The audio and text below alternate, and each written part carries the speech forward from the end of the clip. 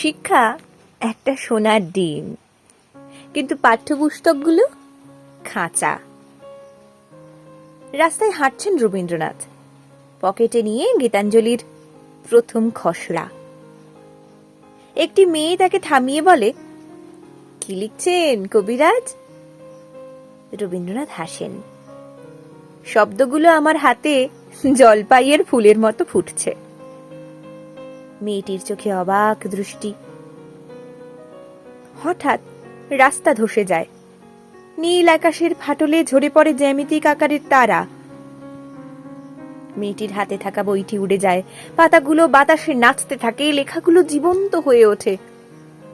একটি বর্ণমালা গাছ হয়ে মাটিতে গেড়ে যায়, অন্য একটি পাখি হয়ে উড়ে যায়।